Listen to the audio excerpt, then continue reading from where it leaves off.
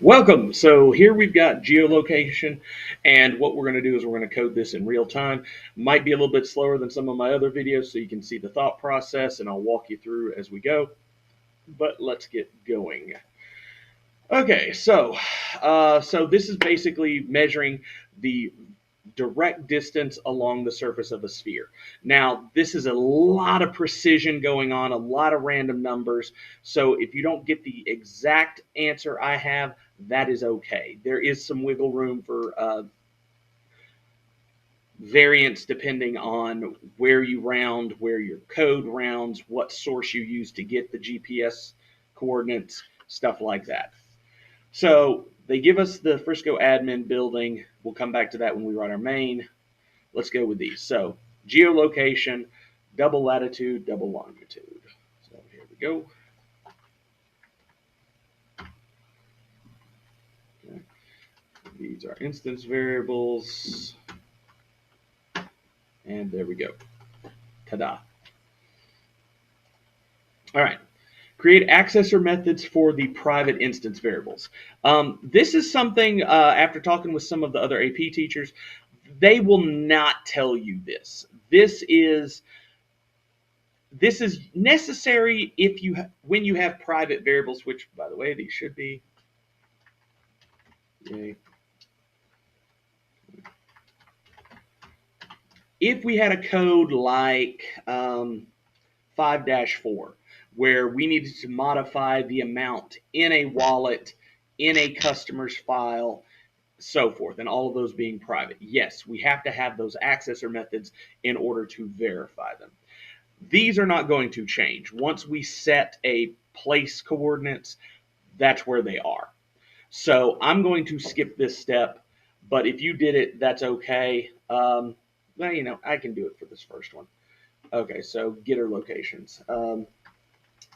Public. These are returning double. No, these are returning, yeah, doubles. Get lat. Return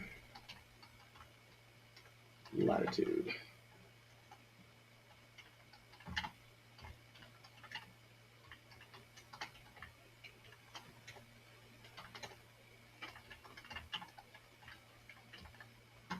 Okay. There you go. There's some getter accessor methods that you can use to modify these if we had a problem or a situation that required it. We do not, but this is what they were asking for when they say it gave you that command. Okay, public geolocation, so that's our constructor, and we'll go ahead and steal this so I don't have to type the whole thing out. I'm going to plug it in back up here. Okay, so we know that these automatically populate our instance variables. So latitude is lati, and longitude is longi.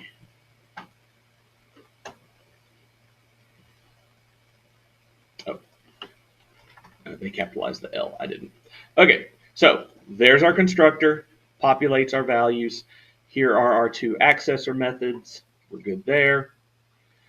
And then distance. Okay. So again, I'm going to steal their header. And they gave us the variable other, so I will use that as well. Distance 2. Now this one's super easy because I gave you the whole code. So all you got to do, copy, paste, and make sure all the fonts are supported, stuff like that. I'm going to zoom out so I can deal with this a little bit. A little bit clunky. Zoom a little bit further out, see what we got going on here. Okay. Okay, longitude returns that. Latitude returns that. Okay, so that's object 1. Okay, spherical log cosines. Okay, so this is all stuff they gave us. Move that there so I can zoom in a little bit more. Okay, so copy paste, and then I rearranged it a little bit so it's just easier to read. Comments, this gives us radius of the Earth. All of these are already set up with trig. So we've got the two radians, we've got the sine, the cosine, arc cosine. You don't have to understand how this works. This is just spherical geometry. So when you're measuring things along a curve, this is how the formula might look. Okay. If you wanted to rewrite the whole thing, yes, you could start combining some of these. You're going to have to add lots of these two radians in there. Long process. This is probably a better, more efficient way of doing it. But that does bring us to the end of geolocation. That's it. That support file is done. Okay. Now we've got place. Now place has three. Again, I'm going to cheat a little bit to steal these. Okay. Private.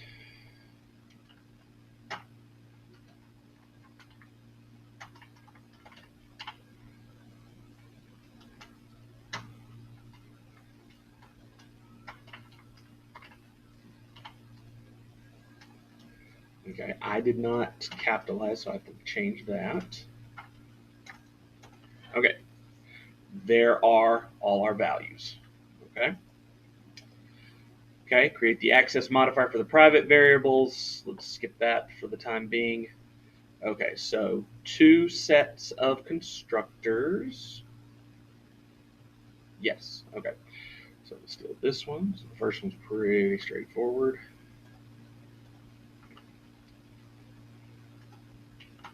Okay, so the first one sets all this stuff up. So we've got name is equal to N, address is equal to A, but then I don't have a geolocation, so I have to actually call one. So location is going to be equal to new geolocation, and then I send it Lati and Longi. Okay.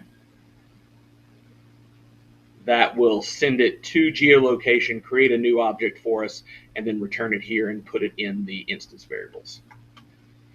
Okay, second constructor, okay, as you see, already has an object, so that's fine there.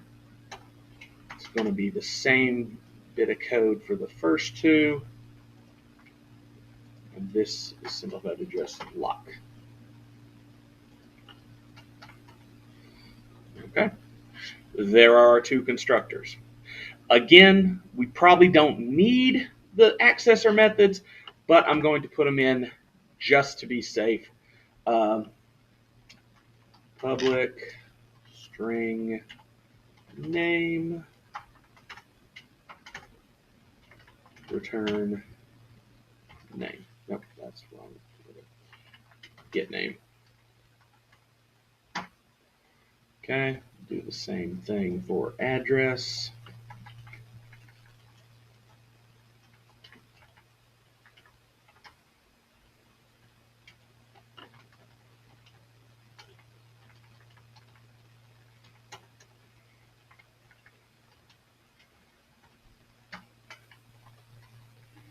Okay, now this is going to return geolocation. So that becomes our return type. And so we return location. Okay, and now distance to. Okay, returns the distance to other points. Okay. And they even give us the code.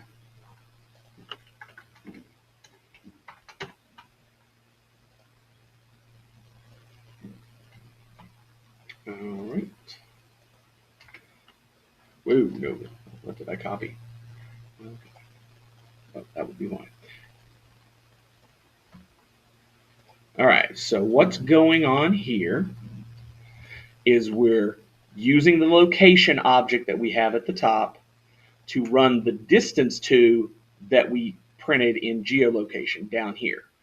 So we're using the object and using a method within that object to calculate it. Okay. And then the last thing is a toString.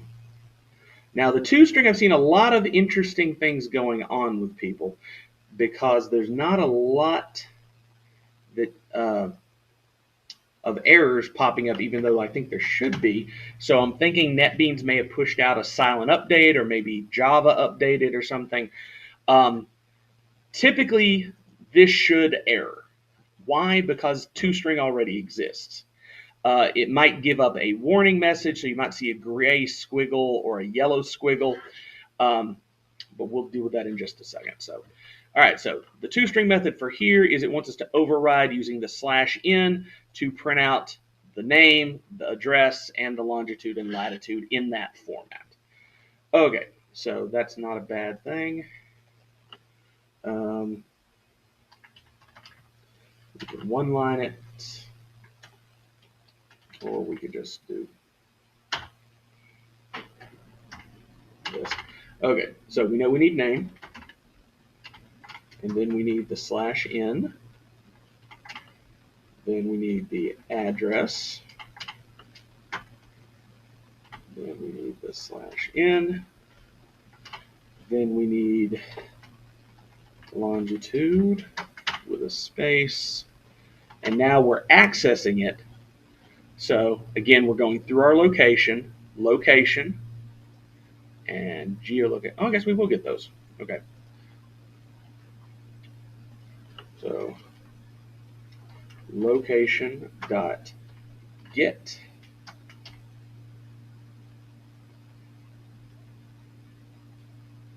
and for some reason mine is bugging right there. I'll come back to it.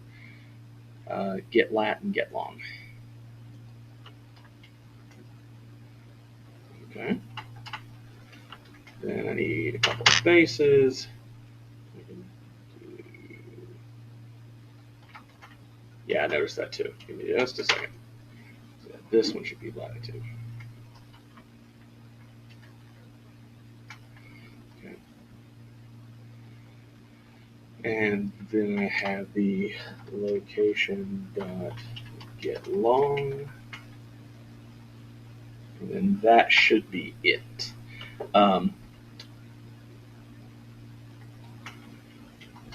Yes, I can one-line this. Doesn't matter. You can make a variable is fine. And this is getting a little long, so let's move this down here so you guys can see it all.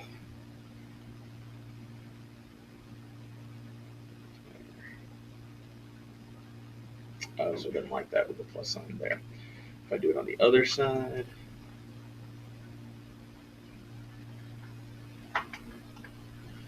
there you go. Okay, so yeah, the plus sign, for some reason, I guess it likes it there. Oh no, it was the parenthesis error. Okay, that works too. Okay, so there's how you run that. Now, see, I'm not getting an error either. Okay, so previously you would get an error here, but it's very easy to fix it. You guys might get a warning. Oh, nope, it wasn't. I was getting a warning. There we go. Okay. Yeah, add at override. So this is something we talked about last year. ToString exists in every object and method that is created automatically. It's a freebie Java creates for us. The problem is what it prints. Usually it prints a bunch of hot scrambled garbage, alphanumeric symbols that usually refer to, I believe, the memory location of a computer. So you may not get the exact same as anyone else. That's not useful to us on the coding side. So this overrides it and lets us print it in our own desired format. And in this case, it's name, address, and then the geolocation information, which is what this will look like. It does have a comma. I did not add that. There we go. All right. Now we're finally here to write our main method. So we've got place, we've got geolocation, now we're over here. So now we're ready to start building our information. So the first one right here is the admin building. We have all the information there. I'm going to copy it briefly so that I can use it over here. All right, so first thing I need is I need a new place. So place, I'll be very creative and do P1 equals new place. And reminder about what we need over here. So we got two constructors. We have the values and all of those. So we're just going to send Actually, we're going to do the geolocation version. Okay, so place in a block. Okay, so we send Briscoe admin building. There's our name. I'm going to come down here, grab this as a string. There's my address. And then I actually need to create a object up here.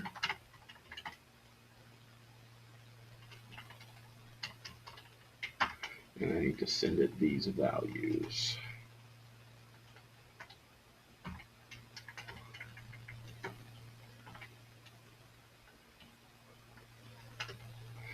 This needs a name, G1, very creative. Okay, and then down here I can just send it G1. So there is our first place location created. So this uses the constructor that has a geolocator, the name, and the address required. That's it. Now the second one is going to be heritage. So place P2 equals new place. I do the same situation. So heritage high school. Let's put the whole thing. It's only proper. Okay. Address, blanking off the top of my head. I think it's like 1404. 140. Okay, so I'll just copy that down. And again, that's going to shift our values just a bit. Okay, now this one I am going to use the other format that has just the GPS coordinates, which means I need to get the GPS coordinates. I'll go back over here, and I'll go to the map. Okay, so now I got to figure out where we're looking at. Country code. Let's see. Oh, there we go. Okay, so right-click the little nodule, and as you can see, it doesn't have as many decimal places as some of the others, but if I click it, it will copy, and then I just send that information over here. Oh, actually, I think we have more decimals than the admin building. Okay, but as you can see, they're not too far apart. All right. So we've got the geolocation. We've set up place 1. We've set up place 2. And now we need to do the distance method. Okay. Now, since this is a method on geolocation, yes, which uses place value distance to, we need to use it based on one of our values. So to get the actual number, we're going to use P1 dot distance to. Come on, why are you messing up? Love it when it messes up like this. There we go. P2. Okay. That should connect all of our values. Okay, and then to print it out, check the neighbor, make sure you got the right result. Okay, just right there. Okay, so I thought there was a format. Okay, well, we'll make a format. I think that's what I've been asking everybody. Okay. The distance from P1.name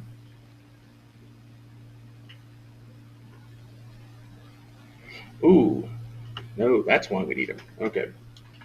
Get name.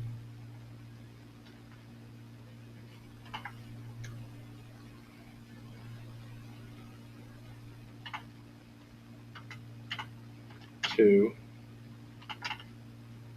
P2 dot get name. Name.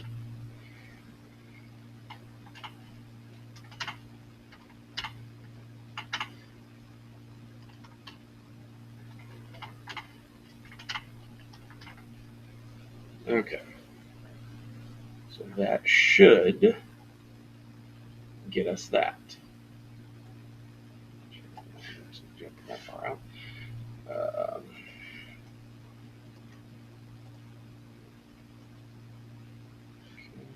All right. So let's give it a run. See if we can fix anything. Okay. Okay. So we need to do some more printouts. Okay.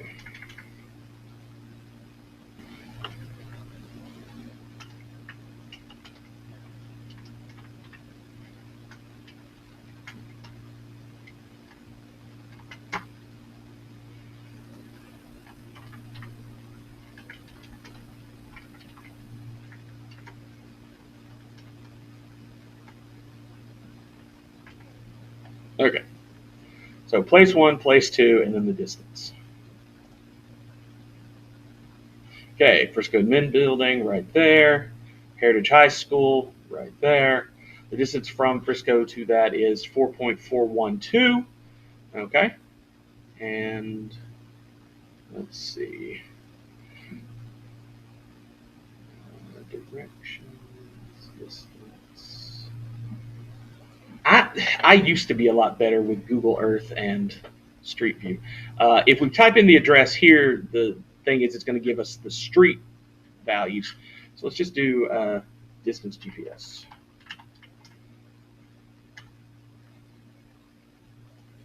Okay. Of course, that one didn't work. Okay, good. Here we go. So now I just need to borrow those values.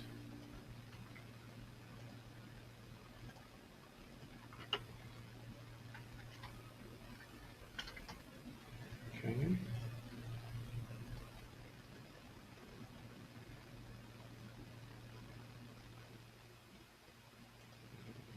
Right here.